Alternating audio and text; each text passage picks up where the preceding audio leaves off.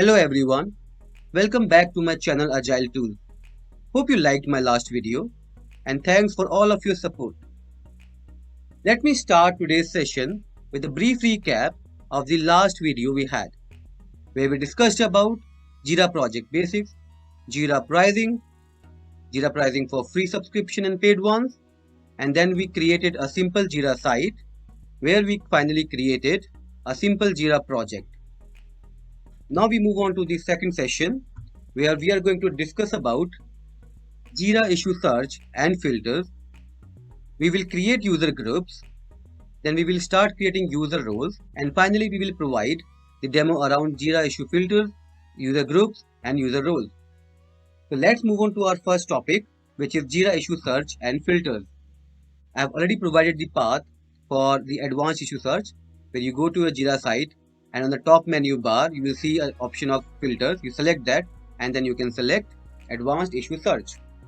Now, one point to remember that anyone within the Jira project, if you have the access to a Jira project, you can basically search the data and you can filter the data and you can basically create the filters. It's very easy to use, and I'll show you in the demo how easily and how quickly you can create a filter and search for your tickets which you're trying to find. It is also supported by a strong Jira query language, which is called as JQL. Jira filters is an important feature which is used to create Jira Kanban and Scrum boards, dashboards, and various other things. You can always share the Jira filters, and also you can subscribe those filters so that any item in those filters can come to your email box. Now, Jira filters are also supported by Excel export, CSV export, and lots of other export functions. And also you can perform bulk changes on Jira issue filters. Now let's move on to our next point, user groups. So I have provided the path as usual. So you can go to Jira site. You have to go to admin settings, and in the user management section, you have option of groups.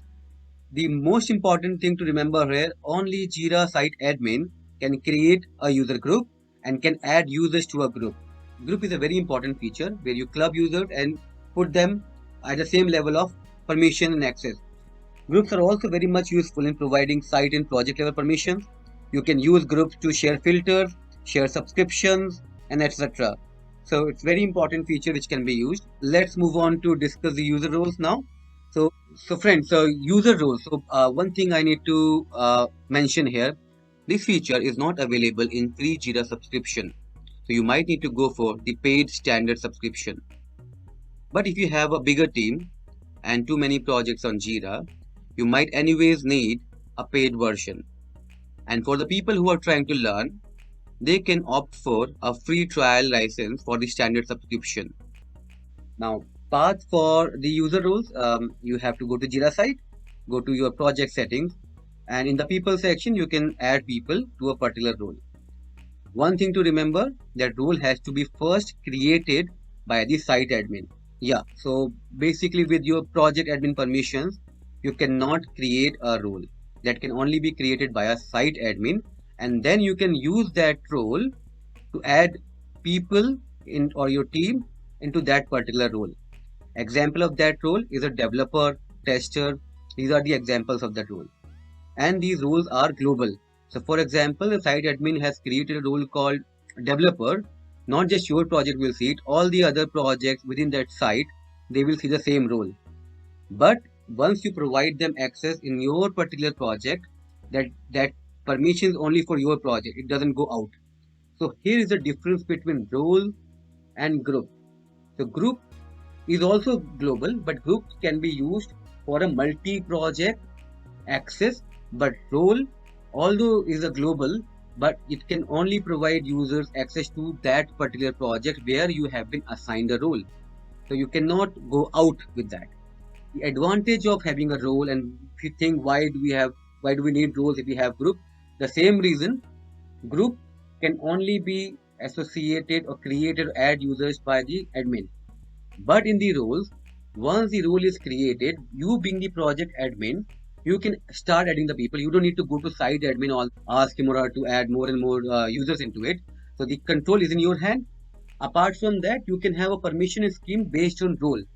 So basically, you can decide what sort of access a developer should have in your project, what sort of access a tester should have in your project. And roles can be used to provide the permissions, project level permission, filters. You can share the filters, you can create a dashboard, provide the roles. So for all the other functions where we are using groups, we can use user roles as well, but it is only confined to a project. Now, one important thing to mention here, we can use roles for almost all the features which uh, a group is doing, but we cannot use roles for filter subscription. I'll show you in the demo as well. So you can only subscribe either to yourself or you can subscribe a group. Now friends, it's time to jump onto the demo. So let me start it. To start with the demo, let's first create a ticket. So I click on create. I select the project as Agile Tools and I select the issue type as Epic. You can also select any other issue type, but I want to try with Epic to diversify the ticket creations. Now, the Epic name, I say my first Epic, and it's an important field which you can use to link your stories and bugs and tasks with your epics. I provide summary as issue search.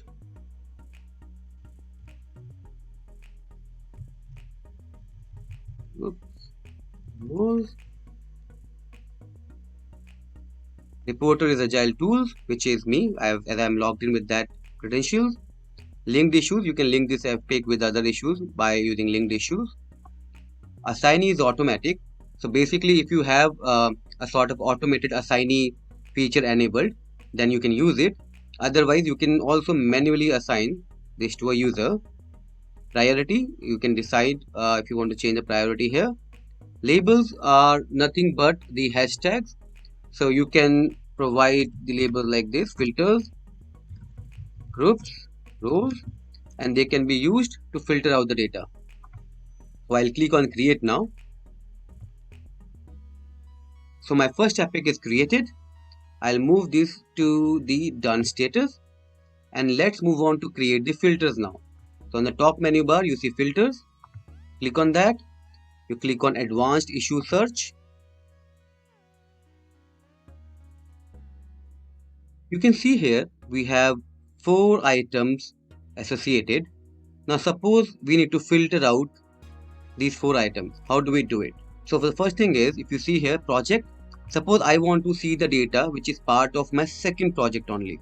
So I click on that and you see I can see only one ticket. So suppose I want to see everything, but I just wanted to have issue type as epic, and you can again see in that both the projects we only have one epic which has been shown here. Now let me remove that. Again we have 4 items. Now suppose I want to see only items which are in progress status. Only one again. That's how you can filter it out. The last one is, you see assignee here. Suppose I want to see all the items assigned to the user Agile Tools 1987. I select that and now you can see you have 2 items. So this is how you can filter out the data. But there is more to it. Like for example, apart from these 4 filters, suppose you want to filter out the data based on label, search for label, select that and give your label name. So I select filters here. Now you see I have got only 2 issues with the label called filters. So that's how you can club and segregate the items. Now let me show you how to create a filter. So let me click on save as. So this is creating a filter name. I will give a name my first filter. Click on submit. Now this filter when you create, it's always a private filter. Now we have to share it with your team or your project. But before we go and start sharing the filter, let us try to first create the groups and the roles. So how to create a group? As I've mentioned in my earlier discussion, that only site admin can create the group. So if you have site admin permission, you go to settings You click on user management. Now here you see the option of groups. You select that and let's try to create our first group. So I'll click on create group. I say my first group. If you want to give group description, you can give it here, and we need to add members here as well if you want to add that. Now I click on create group. Now it is asking for the members, so I need to provide the member here. I provide it to myself and the other user, and I click on add. So my group is successfully created. Now if you go back to the groups, you can see my first group. I have not provided any access here. You can provide the product access or the administration access. So you might need to give the product access in the condition where you will add people into this group, and then you want them to access your site. And if you want them to access your admin functionalities, then you can add them in product administration as well. So to create a user role, let's go to the site administration, application settings, Jira, and then you see something called project roles, and then let's add a role. I'll give a name, my first role, add project roles. Now you can see here, if I refresh, you see my first role, and I can add a default member. I would like to add myself there. I say edit, and I would type my name, add. Now my role is created. Let me close it, and I'll show you from the project administration point of view where you can add the role. Okay, so first of all, you have to be on your project, let's say Agile Tools. You go to your project settings. Here you see the option of people, and now you can start adding the people. But if you see here, it's not available in the free plan, so you can take standard subscription. So I'll click on try it now, start trial,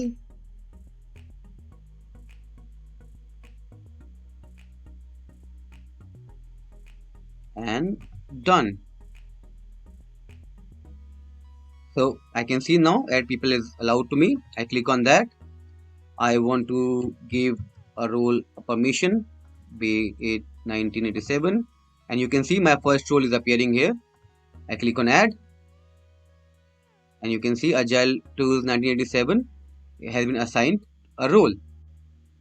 So this is how you create a role and you create a user group. So let's again move on to our filters, and I'll show you how you can provide them the permissions. So my first filter, let me close it. I click on details. I click on edit permission. Now let's click on access and project.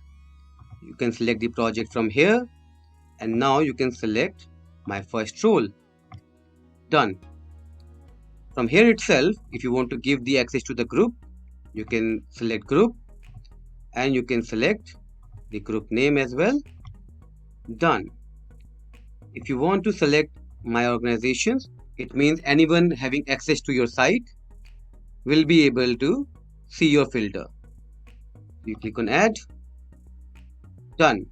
But the only thing is here, because everyone in your site is going to have access, so it has removed the other level of access. But definitely you can use that separately, a project and group level. Otherwise you can go with the organization one. I click on save, and your filter is ready and it's been shared with anyone having access to your site. Now next thing I would like to show here is how to subscribe it. Yeah, so we go to new subscription. Now as I told you, these recipients are all either your personal subscription, means you logged in the application with your credentials, and you can do a personal subscription. It means you will start receiving the emails of this filter. But you can also subscribe a group, but you cannot subscribe a role. So that is the difference I told you earlier in our discussions as well. So let me select my group, my first group. You can define the schedule. Suppose you want daily, once per day at this particular time, and you can click on subscribe. So subscription is ready now, but as I wanted to show you how it will come in the email.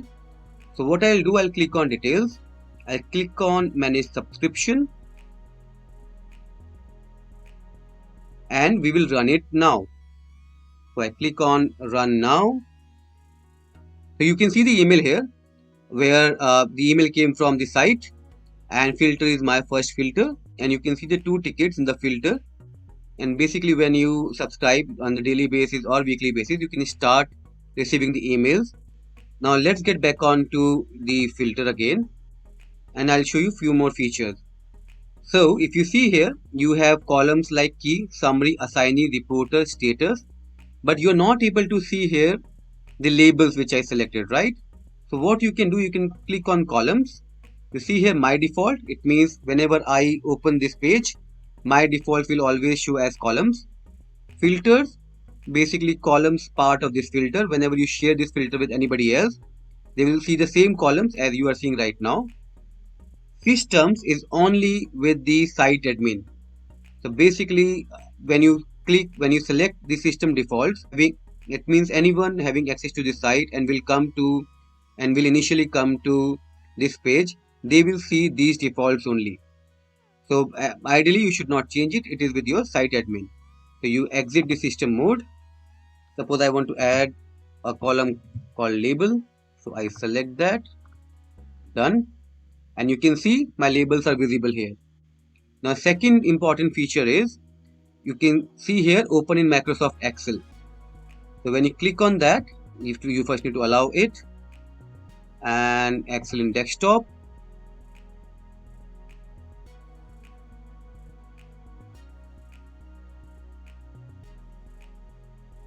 Yes, I would like to authorize this site, accept.